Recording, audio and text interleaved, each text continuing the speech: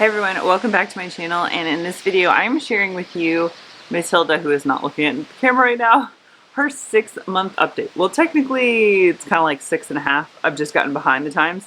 It's so funny with Paul.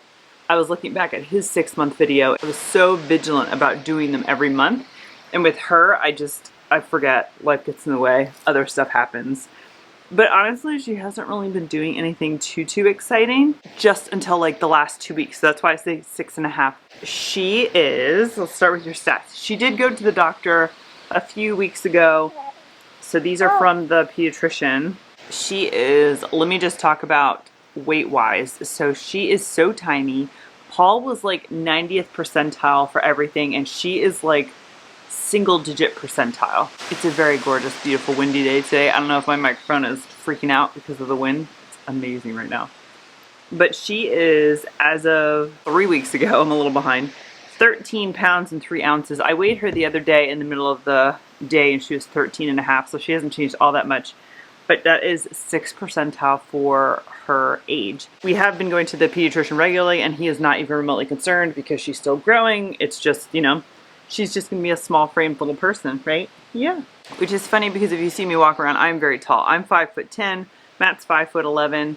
Like, my little sister is 6 something. So I have a lot of tall genes, but I also have a lot of people in my family that are small, and so does Matt. So we're not concerned at all. She's healthy, happy, and growing.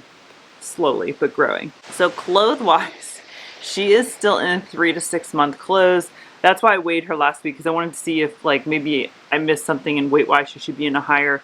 But according to, I was just going by Carter's, she's still in 3 to 6, or I think 3 to 6 month is 6M clothing for some as well. So I'm not switching out her clothes anytime soon, right? What's really nice though about her being so small is it makes it so nice for baby wearing. It did get to a point with Paul because he was so big. When I was watching his 6-month video, he was pushing almost 9 to 12 month clothes. I can't remember how much I think he said he weighed. I think I said 18 pounds if I remember correctly or something. But I have, and I still have it now, I have not done enough pelvic floor ab workout, but I had the ab separation with Paul, and it was just really hard to wear him. My abs would get all achy, and I don't have any of that with her because she's so tiny. So I could just like wrap her up and get all this stuff done. I still have her in the Ergo Baby newborn soft wrap. I really like that one. We do have a bigger Ergo Baby, but it's like backpack material, and the one I have that I use for her is like a really soft cottony one, so I just haven't used the bigger one. But I want to get kind of a one in between, because once she turns 9 months, I looked it up, it's 9 months. I think the last video I said 6 months, but 9 months. And I'm going to see if my pediatrician and chiropractor say it's okay. I'm going to start back wearing her because that's even easier. I liked back wearing Paul. I did it a few times. I never really mastered it, but it's just so much easier to get stuff done. So hopefully soon we'll start back wearing her. But what she started doing literally in the past like 2 to 3 weeks is she can sit up assisted before she just immediately fall over. She'll sit up a little bit. I think she's been working on her sitting skills via the high chair. So we have both the high chair and the one that kind of clamps onto my counter. And we started feeding her within the last couple weeks. I wasn't in a rush just because I wasn't in a rush. You know, she'll get to it. More of laziness on my part. But we had tried, what did we try? We tried avocado. I don't think she was interested in that. She loves bananas, sweet potatoes. I tried peas, but I don't think she could pick them up. Strawberries she loves. We tried peach one day. We tried a couple of different things. She loves the sweet potatoes. So I think like I'm going to start trying some other things. Like there's this baby-led weaning book that I absolutely love. I'll put it right here. I've talked about it a million times with Paul. And there's a recipe in there where basically you just take eggs, make a big omelet and put a couple peas in it, and then you slice it into strips so they can grab it. I want to try eggs with her. Paul never liked eggs, still doesn't like eggs. I've tried them a million different ways. Every once in a blue moon, if I make like an egg bacon omelet, I can get him to eat a very cheesy part of it, but that's about it. Paul is my little picky eater. I hate to use that word. He's a toddler, very particular on what he eats. But I would love it if I had a baby that just eats anything. Blueberries, I tried that with her too. I just smushed them a little bit. She was me about those. I don't blame her though, because the blueberries right now are not in season, so they're not very sweet. But we've just been introducing her to a bunch of different foods. I just made from that book I was talking about, My First Oatmeal, I think it's called. It's a baked oatmeal, and I'm letting that cool, and then I give her like little strips of it when it's cold. So we're going to try that, see if she likes that. She has not had toast or anything. I have tried Cheerios. Cheerios are a lower sodium option, and she's working on, picking those up. She kind of just grabs a handful and shoves it in her face at this point. Most of them end up on the floor, and Mo gets in on that action, so that's what's going on there. But one of the reasons I love baby-led weaning is there's no jars, no spoons, and I can prop her in her high chair. I don't like her to be unsupervised while she's eating, but I can put her in her high chair, give her some Cheerios, and then I can make dinner, or I can eat, or do something. I can get stuff done, which before I had to wrap wear her, and her little head was getting in the way because she was like trying to see what I was doing as I'm trying to like cut things, and baby stages are fun. She also just started rolling over like 2 weeks ago. It was just one day. Actually, we're at my parents' in Pennsylvania. We had her on the floor, and she was just like, I'm going to roll over, and every time you put her on the floor, I'm going to roll over. So she started doing that. She started doing it at night. So I'll put her down to sleep, and she'll roll over and kind of wake up, and we have to like kind of sit with her.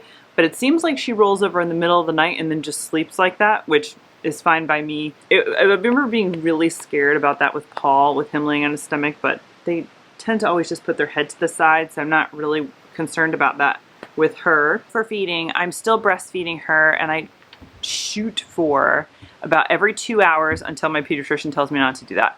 Every 2 hours I try to breastfeed her, and then honestly I'm just giving her solids kind of like supplementally, if that's even a word. Like I said, we just started doing this in the last 2 weeks. So pretty much now every time at dinner I give her something to eat so that we can all eat dinner as a family. Breakfast time, sometimes lunch, just so that I can get, I can eat something, Paul can eat something. But I'm not really rigid about the breakfast lunch just yet. Her main source of food is breast milk at this point. I haven't introduced water. The book said you can. It's kind of just laziness, to be honest. With her sleeping, we pretty much have her on a schedule. I noticed this with Paul. One of my mistakes was I used to like let him stay up a little bit later, and I just kind of figured out with my babies, I'm not gonna say all babies, I'll just say my babies, Matilda, it holds true as well. They just do better when they go to bed early. 7 o'clock is kind of my cutoff, but really it's after dinner, we clean up and we just go to bed. Both kids go to bed, and it just works out better. If I try to like, it's another hour till I feed her, it always seems to backfire on us. So 7 o'clock, 7:30, both kids go to bed, and me and Matt both do it. We just kind of divide and conquer. I obviously take Tilly, who's moving my tripod right now. I take Tilly and Matt takes Paul. So that's just kind of the thing that we've been doing. And then I nurse her to sleep in a rocking chair right next to the pack and play, which is still in our bedroom. We plan on moving her out of our bedroom. We just haven't done it yet. The nursery is like 99% ready. The only thing I don't have is I have just a really cheap thin curtain in there, so I need to get blackout shades, basically, is the only thing holding that up. So it's just when we feel like buying them and getting it done. I don't really have a timeline or when I'm going to do it. She doesn't bother me in my room, but I wouldn't mind her not in my room as well. So she's still in the pack and play. I have the recliner in my room. I nurse her to sleep. I put her down. That takes like, honestly, anywhere from like 10 to 20 minutes. Then I go downstairs. If it's a good night and she doesn't wake up, lately she's been rolling over, but if she doesn't wake up, then I go back and wake her up, or she has been waking up around 9 or 10 o'clock at night. So it's about 2 to 3 hours later. And honestly, we just get ready and go to bed. So we go in there. If she's awake, obviously she's awake. If not, we wake her up. That's I believe called the dream feed, which is controversial. A lot of my friends are like, oh my God, I never do that. We just always did it with Paul, so I just continue doing it with Tilly. We just wake her up. With Paul, I was very vigilant about like keeping the lights down low and not talking to them, trying to feed them, but whatever. With Tilly, we're loud, we're talking. Sometimes I'm goofing around with her. We change her diaper, I feed her, she goes back to bed. So that's around usually like 10 o'clock. And then she sleeps till 6, 7 in the morning. So I am not complaining about that. She sleeps through the night. Because she sleeps through the night, I'm still doing the 2 hours during the day of breastfeeding because I'm not doing any in the middle of the night feedings. She wakes up in the morning. She's 6.5 months old. She's been doing this for 6.5 months. I don't know how I got so lucky with this part. I'm not complaining. I don't know how long she's going to continue doing it. She wakes up at 6 or 7 in the morning. We change her diaper, I feed her, and she goes back and I guess takes essentially like her first nap. And that can be anywhere from 1 to 3 hours in the morning. I don't let it go more than 3 hours. We go wake her up. And then Paul is already up at that point, so we have a routine of me and Paul go in there, we wake her up, then it's pretty much just on a 2-hour cycle throughout the day of feeding her every 2 hours and changing her diaper. She still is in cloth diapers too. Then we just continue that cycle of every 2 hours of just changing diapers, feeding, and what she seems to do is she will feed, she'll wake up and feed, then 2 hours later she'll have an awake period feed. The next time I feed her, she takes a nap. So that's usually around like 11 noonish. She'll take like a 30-minute nap just on me, and she sleeps right now with Paul being loud and everything. And then around 2 o'clock in the afternoon after lunch, we go upstairs, and I don't call it nap time for Paul. I call it just, you're hanging out in your room while I put Tilly down for a nap, and he will either just play, read. I do have a baby gate on his door. He will just play, read, or falls asleep. So he is almost 3. He'll be 3 in about 4 months. So I know the nap for him is dwindling, but it's just quiet time. It's kind of what we're calling it. If he sleeps, awesome. If he doesn't, awesome. So while Paul is sleeping around 2 o'clock, that's when I take her in my room, shades shut. I'm kind of like preparing for at some point her taking an actual nap away from me. So that's when we go into my room, blackout shades, the pack and play. I've tried to put her in a pack and play a couple times and it always backfires on me. So honestly, I just sit there with my earbuds and listen to podcasts, watch YouTube or whatever, and just let her nurse to sleep on me.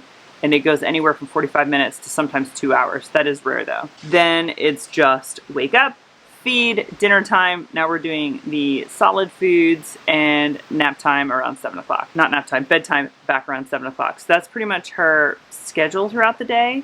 We're still in cloth diapers. And Paul is in cloth diapers. Both of these guys, I do disposables at night. We just always have. For Paul, it was because he was such a heavy wetter at night. He would just flood out the cloth diapers. So I just switched to disposables. And with her, I kind of just did disposables to be easier than having to deal with snaps in the middle of the night or making sure I have a lot of cloth diapers because I usually just keep them downstairs. So we just have disposables upstairs. This is what we do to make it easier. And then with her, I rotate. Sometimes when she takes a nap, I put her in disposables if I think she's going to take a very long nap, because she has peed all over me before. That has happened a couple times. We use Hello Bello disposables. I've used those forever. I love that company. It's by Kristen Bell. It's mail order, comes to your door. They also sell them at Walmart. That's the brand we use. And for cloth diapers, the same cloth diapers I've been using forever, Mama Koala. It's so windy right now. It's crazy. He's just so happy. Personality-wise, I mean, I'm sure every mom says this, but like, she is just like the happiest baby. Paul was a happy baby too, but I don't remember him like smiling this much and laughing. And she also now just started screaming. I'm sure it's because she has a sibling, and not like crying, screaming, like happy, just screaming really loud. I think it's funny, but I'm sure she's just mimicking what Paul is doing, who is also loud. But that's funny, she just started doing that. And then today, she was in her bassinet, or in her pack and play while I was doing a couple things, and she was on her stomach, and when I came over, she was on her back. So somehow she rolled over on her back. I haven't seen her do it again, but that's another stage, is rolling from back to belly, and then belly back to back. So really quick, because I'm not doing any updates just on me, my postpartum 6 months, I feel great mentally. I'm still in therapy once a month. I still struggle with anxiety and depression, but it seems to be under control being in therapy. Have not gotten my inflow yet. I didn't get it with Paul till 10 months, so I'm not really concerned about it. I am doing breathing exercises. I should do it more vigilantly, and Kegels to help with my pelvic floor area. I was going to see a pelvic floor PT, but she actually, the one that was closest to me, about 45 minutes, actually it's more than that, it's about an hour away. She actually resigned and isn't taking any more clients, and the next one that I could find is literally like an hour and 20 minutes away, so it's just not possible right now. So I've just been doing YouTube, basically YouTube videos, and my chiropractor, she has like 7 kids and goes to pelvic floor PT, and she recommended a couple different things for me to try, so I've been doing that. But overall it's not too bad. I just feel like every woman after they have birth can go to a pelvic floor PT, so I'm not doing that, unfortunately. Weight-wise, with Paul, when I did my 6-month video, I was able to say that I am back to my pre-pregnancy weight. I am still at the weight about 3 weeks postpartum. I literally have not lost anything. It was kind of like the summer-ish when I was feeling good enough to start exercising, so I have not been walking because it's been so hot here in Virginia. I would love to start walking again. I would love to start getting back into yoga. Food-wise, I still eat the exact same thing that I've always ate, so I'm confident the weight will come off eventually. The only stinky part is this is the heaviest I've ever been in my entire life, so I don't have any clothes that fit. So my nursing clothes from Paul are way too tight on me, so I've been having to buy a lot of clothes. I actually bought just a box of clothes, extra large nursing tops off Facebook Marketplace, and that should be here soon. It's so funny. I'm like trying not to buy a lot of clothes because I don't know how long I'm going to be this size. It's such like a weird period to be in your life like this. So I'm trying not to buy a lot of clothes with the hopes that I lose weight. So I basically just bought stuff for the summer and purged everything that didn't fit to make myself feel better. It was all old clothes anyway. I donated all of it. And now none of my winter clothes fit. So I'm trying to figure out what I'm going to do there. For perspective, again, I am 5 foot, really 5'11", but I am 40 pounds heavier than I was when I got pregnant, and I'm 20 pounds heavier than my heaviest before I had kids. So I don't have anything that fits. It's such a weird stage. But luckily, I have a pretty good, I guess, like self-esteem. Weight has never really bothered me. I'm 40 years old. It doesn't bother me except for health reasons. I don't want to stay heavy because I want to just be healthy. So we shall see. You can't really diet when you're breastfeeding because you can't deficit calories because your body is making breast milk. So not that I would go on a diet anyway, but that's just not an option for me right now. So I'm just kind of just going with the flow, and we shall see what happens. But other than that, I'm doing really, really well. I just being Casey. Okay, so now that you have destroyed my ponytail, I'm gonna show you pictures from the last 2.5 months of this little squirt. And if you like videos like this, give this a thumbs up. Leave me some comments below if you have anything to add, and I will see you in the next video. Bye.